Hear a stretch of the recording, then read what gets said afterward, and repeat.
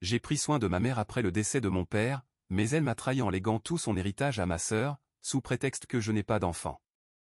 Maintenant, elle est malade et affaiblie, et elle veut que je sois à ses côtés parce que personne d'autre ne veut l'être. Et oui, je suis là. Mais uniquement pour lui donner une réponse finale. Il y a 3 ans, j'ai perdu mon père à cause d'un cancer. Depuis, il ne reste que ma mère, ma sœur aînée et moi. Depuis le décès de mon père, ma mère n'est plus la même personne. Elle l'aimait de tout son cœur, et sa perte l'a profondément dévastée, d'une manière difficile à décrire avec des mots. Il est évident qu'elle ne s'est jamais complètement remise, et ce deuil a profondément affecté son bien-être émotionnel et mental. La voir lutter ainsi a été extrêmement douloureux pour moi. Pendant ces 2 ans et demi, j'ai consacré presque tout mon temps et mon énergie à prendre soin de ma mère. Avant cela, j'avais un travail et une vie loin de chez elle. Je vivais de manière indépendante, suivant ma propre voie. Cependant, en voyant l'état dans lequel elle se trouvait après la mort de mon père, j'ai senti qu'elle avait besoin de mon aide. J'ai pris la décision de revenir chez elle pour la soutenir et être présent durant cette période difficile. Ma sœur aînée, quant à elle, a sa propre famille à gérer. Elle est mariée et vit dans une autre ville avec son mari et ses enfants. À cause de ses responsabilités et de ses engagements, elle a décidé de ne pas revenir vivre avec ma mère. Cela signifiait que la responsabilité de s'occuper de notre mère reposait en grande partie sur moi.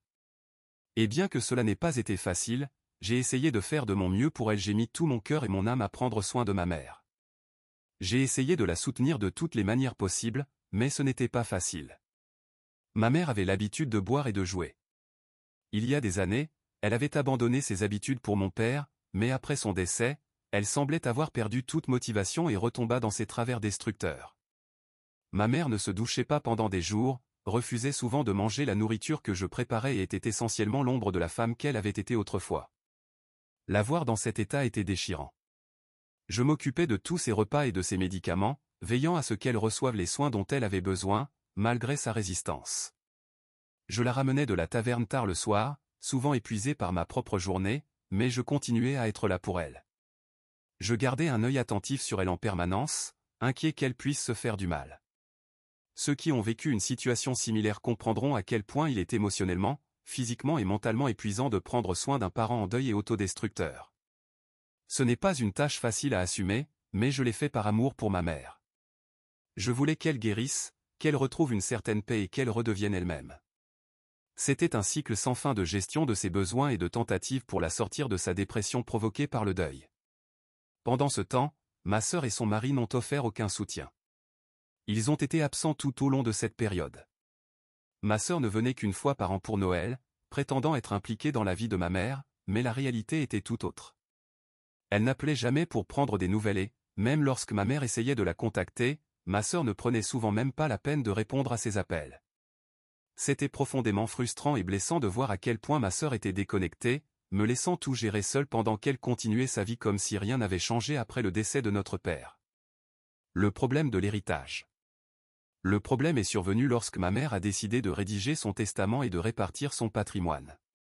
Mon père m'avait toujours dit qu'il voulait que ma sœur et moi héritions de manière équitable, car nous étions ses 2 enfants et il croyait en la justice. Pour contexte, la maison dans laquelle ma mère vit actuellement appartenait à l'origine au grand-père de mon père. C'était un cadeau de mariage pour lui, qui avait ensuite été transféré au nom de ma mère après son décès. Naturellement, je pensais qu'elle respecterait les souhaits de mon père et qu'elle léguerait la maison à ma sœur et à moi. Mais à ma grande surprise, ma mère m'a informé qu'elle prévoyait de nommer uniquement ma sœur comme unique héritière, non seulement de la maison, mais aussi de tous ses actifs financiers et de ses économies. Tout devait revenir à ma sœur. J'étais complètement abasourdi. Pour clarifier, je ne suis pas une personne avide. Cela ne m'aurait pas dérangé qu'elle choisisse de ne pas me donner d'argent. Mais cette décision n'avait aucun sens pour moi. Pourquoi favoriser ma sœur, qui avait été si distante et peu impliquée, par rapport à moi, la personne qui était à ses côtés chaque jour depuis le décès de mon père? Pourquoi étais-je exclu après avoir consacré tant de temps et d'énergie à prendre soin d'elle lorsqu'elle en avait le plus besoin? Je ne pouvais pas fonctionner pendant des jours après cet événement, consumé par mon propre chagrin. Je me blâmais, même si les médecins me rassuraient sans cesse qu'il n'y avait rien que j'aurais pu faire pour l'empêcher. Mais entendre cela n'apaisait pas la culpabilité ni l'immense sentiment de perte. Pour aggraver les choses, mon ex-femme et sa famille étaient extrêmement abusives envers moi, à la fois émotionnellement et mentalement. Ils me traitaient comme si j'étais défectueux parce que je ne pouvais pas lui donner un enfant. Leur cruauté était implacable, et lorsque nous avons subi notre dernière fausse couche, mon ex-femme a clairement indiqué qu'elle n'avait aucune intention de rester à mes côtés. Elle m'a quitté, abandonnant notre mariage, comme si ma valeur en tant que partenaire était entièrement liée à ma capacité à avoir des enfants. Après ce mariage, j'étais tellement bouleversé, profondément marqué par l'expérience, que je n'ai pas été capable de me lancer dans une autre relation. La peur d'être à nouveau blessé, le traumatisme de ces pertes et la douleur persistante de ce que j'avais vécu ont laissé une empreinte durable en moi. Quand ma mère m'a appelé sans enfant, cela a été comme un poignard planté en plein cœur. Elle savait, toute ma famille savait, tout ce que j'avais traversé. Mon père avait toujours été mon roc dans ces moments-là, me réconfortant et me rassurant que rien de tout cela n'était de ma faute. Et pourtant, voilà que ma mère me reprochait quelque chose qui échappait totalement à mon contrôle. Mon incapacité à avoir des enfants signifiait-elle que je n'étais pas assez bien aux yeux de ma mère? Est-ce que cela signifiait que je ne méritais pas d'être traité de manière égale à ma sœur? Ma valeur en tant qu'homme était-elle uniquement définie par ma capacité à avoir des enfants, comme si c'était mon seul but dans la vie? J'ai expliqué à ma mère que je puisse ou non lui donner des petits-enfants, j'étais toujours son enfant.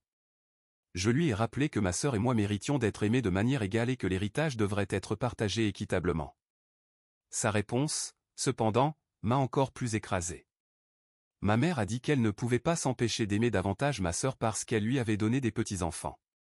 Elle a poursuivi en expliquant qu'elle voulait que ma sœur hérite de tout pour que ses enfants, les petits-enfants de ma mère, puissent profiter d'une vie confortable, sans dette. Et comme si cela n'était pas déjà assez blessant, elle m'a accusé d'être avide pour avoir osé questionner sa décision. Ces paroles m'ont tellement blessé que je n'ai même pas eu la force de continuer à argumenter. Je suis resté assis là, submergé par la douleur et l'incrédulité. J'avais l'impression que tous les sacrifices que j'avais faits pour ma mère, tout l'amour et les soins que je lui avais apportés, ne comptaient pas en fin de compte, simplement parce que je ne pouvais pas lui offrir ce qu'elle considérait comme le plus important. Après cette conversation douloureuse avec ma mère, quelque chose en moi a changé. J'ai commencé à la voir différemment. Il est devenu douloureusement clair qu'elle favorisait ma sœur, peu importe ce que je faisais ou combien je sacrifiais. J'ai commencé à me demander pourquoi je m'éreintais à m'occuper d'elle tout en mettant ma propre vie entre parenthèses. Pourquoi restais-je dans cette situation alors que je pouvais avancer, trouver un meilleur emploi et commencer à vivre pour moi-même? C'est exactement ce que j'ai fait. J'ai commencé à chercher un nouvel emploi, mieux rémunéré, quelque chose qui me permettrait de partir et de construire la vie que je méritais. Quand j'ai enfin reçu une offre, je n'ai pas perdu de temps. J'ai fait mes valises et je suis parti. Je n'ai même pas pris la peine d'informer ma mère à l'avance. Plus tard, lorsque ma mère m'a appelé, confuse et contrariée, me demandant où j'étais et pourquoi mes affaires avaient disparu de la maison, je savais que ma décision était la bonne, je lui ai simplement dit que j'avais déménagé. Elle était furieuse, elle m'a crié dessus en exigeant de savoir qui allait cuisiner pour elle, nettoyer la maison ou prendre soin d'elle maintenant. J'ai répondu franchement, tu peux t'occuper de toi-même, maman. Ce n'était probablement pas ce qu'elle voulait entendre, mais j'avais atteint ma limite. Il était temps qu'elle commence à assumer ses responsabilités. Ma sœur m'a également appelé après avoir appris que j'avais déménagé. Elle m'a sermonné en disant que maman avait encore besoin de moi et m'a accusé de l'avoir abandonnée. Je ne l'ai pas supporté. Je lui ai dit très clairement que si elle se souciait autant de maman, alors c'était à elle de s'en occuper. Je lui ai rappelé que j'avais déjà fait bien plus que ma part et que c'était maintenant à son tour. Cela semblait la faire taire assez rapidement, elle n'avait pas grand-chose à répondre après cela. Pour la première fois depuis des années, j'ai eu l'impression de penser enfin à moi. Ce n'était pas une décision facile, mais c'était la bonne pour mon bien-être. Cela fait maintenant 10 mois que j'ai quitté ma ville natale, et honnêtement, la vie dans ma nouvelle ville a été comme une bouffée d'air frais. J'apprécie mon travail, mes collègues et l'indépendance que j'ai retrouvée. Je commence enfin à me reconstruire après des années de tension émotionnelle et mentale. La semaine dernière, j'ai reçu un appel de ma sœur. Elle m'a dit que maman avait eu un AVC. Elle m'a expliqué que, bien que maman soit toujours en vie, son état était critique et que la situation semblait sérieuse. Comme ma sœur est inscrite comme contact d'urgence de maman, l'hôpital l'avait contactée en premier. Ensuite, ma sœur m'a dit que, bien qu'elle et son mari voulaient vraiment rendre visite à maman, ils étaient bloqués par des engagements professionnels très importants. Elle m'a demandé de rentrer chez moi et de m'occuper de maman jusqu'à ce qu'elle puisse trouver du temps dans son emploi du temps pour venir. Ma sœur a insisté sur le fait que ma prise en charge de maman cette fois-ci serait temporaire, comme si cela rendait la demande moins frustrante. Après tout ce temps, après tout ce que j'avais traversé, elle s'attendait à ce que je laisse tout tomber à nouveau et prenne en charge une responsabilité qu'elle et son mari ne voulaient pas assumer. C'était comme si l'histoire se répétait, avec moi comme soignant par défaut, tandis qu'elle dictait les conditions à distance. Je lui ai demandé d'expliquer ce qu'elle entendait par temporairement. Finalement, ma sœur a admis que maman avait maintenant besoin de soins constants en raison de la gravité de son état de santé. Puis elle a mentionné que son mari attendait une promotion bientôt, donc elle ne pourrait rester avec maman que quelques jours, même lorsqu'elle viendrait. Essentiellement, elle me demandait de retourner vivre avec maman et d'assumer la responsabilité, au moins jusqu'à ce que des arrangements alternatifs puissent être faits à l'avenir. À ce moment-là, j'ai catégoriquement refusé.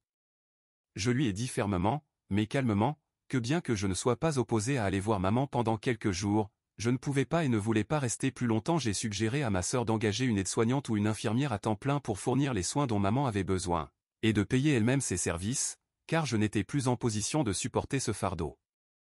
Mon refus n'a pas du tout plu à ma sœur. Elle est devenue furieuse, m'accusant d'être égoïste parce que je refusais de m'occuper de maman. Elle m'a dit que mon travail n'était pas aussi important que le sien et a suggéré que je prenne un congé prolongé, voire que je quitte mon emploi, pour donner la priorité à notre famille.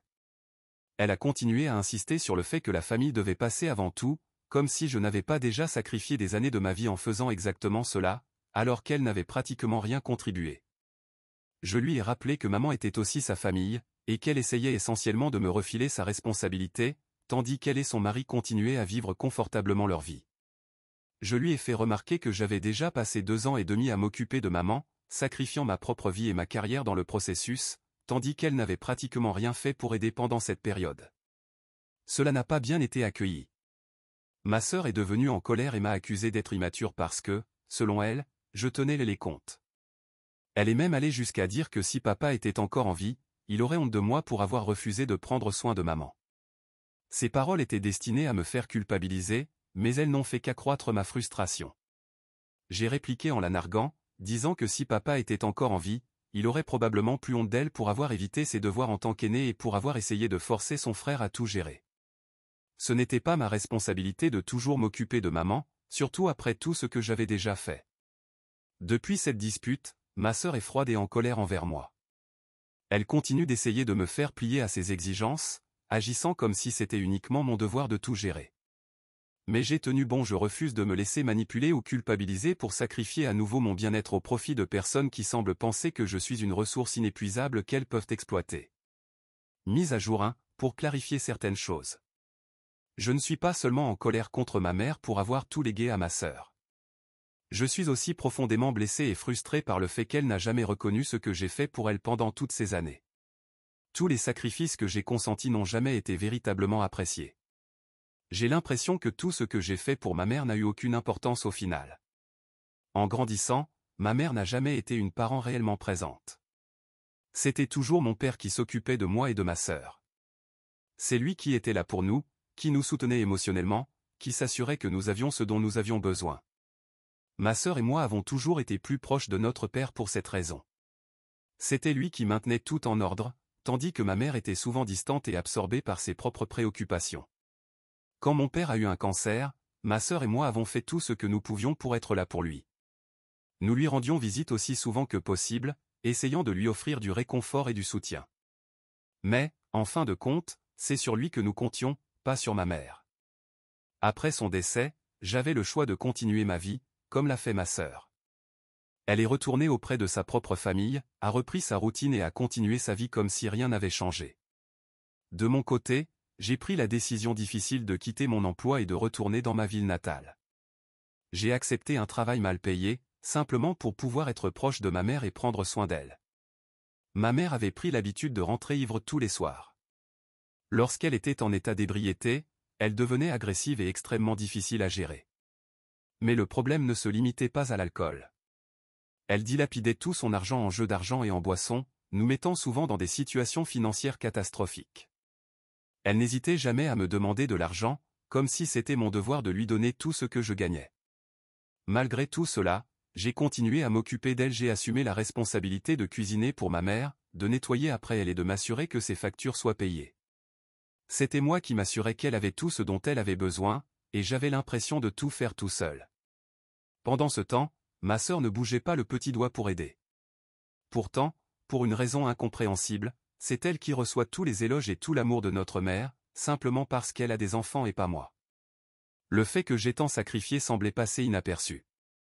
C'était comme si tout ce que je faisais n'avait pas autant d'importance, simplement parce que je n'étais pas parent. C'est manifestement injuste. Voilà pourquoi je ne veux pas abandonner mon travail, mettre ma vie en pause et retourner vivre avec ma mère. Mise à jour 2. Cette semaine, j'ai rendu visite à ma mère, et l'expérience a été émotionnelle. L'AVC a eu un impact significatif sur elle, notamment sur sa capacité à parler. Elle a un peu de mal à s'exprimer et parle plus lentement maintenant, mais les médecins sont optimistes. Avec les bons changements de mode de vie, elle devrait retrouver la majorité de ses capacités et revenir à une vie plus normale. Lorsque je suis arrivé, ma mère avait l'air vraiment heureuse de me voir. Je lui ai donné une étreinte, et elle m'a lentement dit à quel point je lui avais manqué au cours des derniers mois. Nous nous sommes assis et avons discuté un moment, rattrapant tout ce qui s'était passé. Elle m'a confié sa déception face au fait que ma sœur et son mari ne soient toujours pas venus lui rendre visite, ce qui m'a particulièrement frappé. J'ai essayé de lui expliquer que ma sœur était probablement occupée, comme toujours, mais cela n'a pas semblé beaucoup la réconforter. Puis, ma mère s'est ouverte d'une manière à laquelle je ne m'attendais pas. Elle m'a dit combien elle regrettait que j'ai déménagé et combien elle se sentait seule à vivre dans cette grande maison. Elle a expliqué que ma sœur ne l'appelait jamais ni ne venait la voir, et que j'étais le seul enfant à avoir vraiment été là pour elle. J'ai souri, ressentant un mélange d'émotions, et je me suis simplement contenté de la remercier pour avoir enfin reconnu la vérité. C'est à ce moment-là que ma mère a commencé à me dire que je devrais envisager de revenir vivre avec elle, puisqu'elle avait subi un AVC. Elle a dit que, maintenant plus que jamais, elle avait besoin de beaucoup de soins et que je pouvais l'aider comme je l'avais fait auparavant. Ces paroles m'ont pris au dépourvu, et je savais que la situation était délicate. Je lui ai poliment répondu que les choses étaient différentes maintenant et que je ne pouvais pas simplement revenir à la situation d'avant. J'ai expliqué que je pouvais rester quelques jours, mais qu'il fallait engager une aide-soignante à temps plein pour l'aider dans ses besoins quotidiens. Ma mère n'a pas bien accueilli cette suggestion. Elle a immédiatement rétorqué qu'elle ne voulait pas qu'un étranger s'occupe d'elle alors qu'elle avait moi, son propre soignant. Ces paroles m'ont surpris. Je lui ai répondu doucement, mais fermement, que prendre soin de quelqu'un en convalescence après un AVC était un engagement à temps plein, que je ne pouvais pas gérer seul. Je l'ai rassuré en lui disant que je m'assurerais que la personne que nous engagerions serait gentille, agréable et attentionnée. J'ai même proposé de rester quelques jours de plus pour m'assurer qu'elle soit à l'aise et bien installée. Mais ma mère ne voulait rien entendre. Elle insistait pour que je reste avec elle et m'a presque supplié en me demandant pourquoi je refusais de m'occuper d'elle. Puis, dans ce qui ressemblait presque à une tentative de culpabilisation, elle a dit « Tu n'as même pas de famille, et tu peux facilement quitter ton travail. Viens vivre avec moi et prends soin de moi. Le médecin veut que quelqu'un me surveille de près, et personne ne peut mieux faire ce travail que toi. » À ce moment-là, je commençais à être de plus en plus frustré par les exigences constantes de ma mère. Peu importait combien je tentais de lui expliquer ma position, elle semblait ne pas comprendre.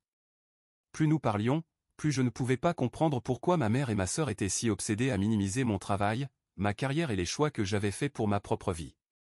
C'était comme si elles s'attendaient à ce que je laisse tout tomber, me plie en quatre et sacrifie mon propre bonheur pour m'occuper d'elles, sans poser de questions. Finalement, je n'ai plus pu me retenir. J'ai demandé à ma mère, aurais-tu parlé ainsi à ma sœur? Est-ce que tu aurais jamais attendu d'elle qu'elle abandonne son travail et sa famille pour revenir vivre avec toi? J'espérais vraiment qu'elle prendrait conscience du double standard dans la façon dont elle me traitait par rapport à ma sœur. Mais la réponse de ma mère n'a fait que me frustrer davantage. Elle a simplement répondu, presque avec désinvolture, que ce n'était pas pareil, car ma sœur avait sa propre famille à gérer. Je ne pouvais plus rester silencieux. Je lui ai dit aussi clairement que possible que j'étais une personne avec ma propre vie et mes propres choix. Ce n'était pas parce que j'étais son fils que j'étais automatiquement là pour la servir. Je lui ai dit fermement, mais gentiment, qu'il me revenait de décider si je voulais ou non m'occuper d'elle, et qu'à ce moment-là, je ne voulais pas faire ce sacrifice. Vivre avec elle n'avait pas été facile auparavant, et je n'étais pas prêt à me remettre dans cette situation. Ma mère a immédiatement argumenté qu'elle était malade, qu'elle souffrait, et que personne d'autre ne semblait vouloir être à ses côtés. Elle m'a dit à quel point elle se sentait terrifiée et déprimée en vivant seule dans cette grande maison. Je comprenais ce qu'elle ressentait, mais je ne pouvais pas laisser sa maladie être utilisée comme excuse pour rejeter mes propres besoins et mes limites. Je lui ai dit que, bien que je compatissais à son état et que je voulais être là pour elle, cela ne signifiait pas que j'étais prêt à tout abandonner et à déraciner ma vie à nouveau. Je lui ai promis que je l'appellerais régulièrement, que je prendrais de ses nouvelles et que je m'assurerais qu'elle ait tout ce dont elle avait besoin, mais vivre avec elle n'était pas une option. Oui, je me souciais d'elle et je voulais le meilleur pour elle, mais cela ne signifiait pas que je devais renoncer à ma propre vie et à mon bonheur pour son confort. L'attente que ce soit uniquement moi qui fasse des sacrifices, tandis que ma sœur continuait sa vie sans la même pression, était quelque chose que je ne pouvais plus accepter. C'était comme si elle essayait de me manipuler pour que je me sente coupable de vouloir vivre ma vie, et ce n'était pas juste. Je savais que je devais tenir bon. À ce moment-là, ma mère m'a accusé de lui en vouloir, notamment parce qu'elle avait décidé de léguer son héritage à ma sœur. Elle semblait penser que, pour cette raison ma mère disait que j'étais déraisonnable et peu serviable. Elle a essayé de me manipuler, en disant qu'un jour, lorsqu'elle ne serait plus là, je regretterais de ne pas l'avoir aidée. Mais je n'allais pas la laisser me faire culpabiliser. J'avais passé tant d'années à être là pour elle, à assumer des responsabilités que personne d'autre ne voulait prendre.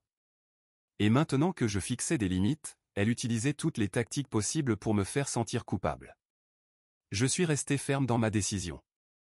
Je lui ai dit que ses choix concernant l'héritage n'avaient rien à voir avec mes sentiments dans cette situation. Ce qui comptait ici, c'étaient ses actions et les choix qu'elle avait faits tout au long de sa vie. La façon dont elle m'avait traité différemment de ma sœur, la manière dont elle avait attendu de moi que je laisse tout tomber pour m'occuper d'elle sans jamais considérer mes propres besoins, c'est ce qui nous avait amenés à cette situation. Je lui ai rappelé que sa situation actuelle était le résultat de ses propres actions et qu'il était temps pour elle d'en assumer la responsabilité. Je savais que ce n'était pas facile pour elle à entendre, mais c'était la vérité. Elle devait prendre conscience de l'impact de son comportement et commencer à en prendre la responsabilité. Malgré cette conversation, je suis resté fidèle à mes paroles. Finalement, après sa sortie de l'hôpital, j'ai ramené ma mère à la maison et j'ai continué à m'occuper d'elle. C'est une grande responsabilité, et ce n'est pas une tâche facile, mais je fais de mon mieux pour tout gérer. Parallèlement, je cherche un aide-soignant à temps plein pour s'occuper de ma mère une fois que je serai reparti, car je ne peux pas me permettre de prendre davantage de congés au travail. Demain, ma sœur est censée venir nous rendre visite. Oui, vous avez bien lu. Pendant tout ce temps, ma sœur n'est pas encore venue, pas une seule fois. Elle se contentait de me demander des nouvelles de la santé de ma mère, mais elle n'a fait aucun effort pour venir la voir à l'hôpital. Maintenant que maman est de retour à la maison, ma sœur vient enfin. Honnêtement, il est difficile de ne pas ressentir une certaine frustration à ce sujet, sachant que j'ai dû assumer tellement de responsabilités pendant que ma sœur restait absente, comme d'habitude. Je suppose que demain nous dira si sa visite sera plus de la même chose ou si elle est enfin prête à s'impliquer et à contribuer d'une manière ou d'une autre. Mise à jour 3. Cela fait un moment que je n'ai pas donné de nouvelles, et je sais que certains d'entre vous se demandent comment les choses se passent. Pour répondre à vos questions, non, je n'ai pas emménagé à nouveau chez ma mère, peu importe à quel point elle et ma sœur m'ont supplié. Je suis maintenant de retour dans ma ville, vivant seul, et je poursuis le même travail merveilleux que j'avais avant. Après de nombreuses discussions, ma sœur et moi avons finalement trouvé un accord, nous avons engagé un aide-soignant à temps plein pour ma mère, et c'est ma sœur qui prend en charge les frais. Je suis vraiment soulagé que nous ayons pris cette décision, car la santé de ma mère s'est considérablement améliorée depuis. Selon le médecin, elle n'aura même plus besoin d'une aide-soignante dans les prochaines semaines, ce qui est un signe très positif. Je m'assure d'appeler ma mère tous les jours pour prendre de ses nouvelles. C'est agréable de rester en contact, même si je ne suis pas physiquement là tout le temps. Pour le nouvel an, j'ai décidé de rentrer chez moi et de passer du temps avec elle. Cela me semble être la bonne chose à faire, surtout après tout ce que nous avons traversé. J'ai hâte d'être là, de voir combien elle s'est améliorée et de simplement profiter de moments de qualité ensemble. Cela a été un parcours difficile, mais les choses s'améliorent nettement. Concernant le testament. Pour tous ceux qui se posent la question, ma mère n'a toujours pas modifié son testament. Elle prévoit toujours de tout léguer à ma sœur. Honnêtement, j'ai fait la paix avec cette situation. Malgré tout, elle continue de penser que ma sœur et ses enfants peuvent mieux utiliser cet héritage. Autrefois, cela me mettait en colère, mais maintenant, je réalise que cela ne m'importe plus vraiment. Je ne peux pas changer ma mère, elle est ce qu'elle est. Ce qui compte le plus, c'est ma propre vie et ce que je construis pour moi-même. Mon avenir. Actuellement, je travaille dur à mon emploi, j'économise de l'argent et je me concentre sur mon propre avenir. J'ai accepté que je n'ai pas besoin de l'héritage de ma mère pour aller bien. Je suis capable de prendre soin de moi-même et de tracer ma propre voie. Je suis confiant que tout ira bien, quoi qu'il arrive. Les choses avancent dans une direction positive, et c'est tout ce qui compte pour l'instant.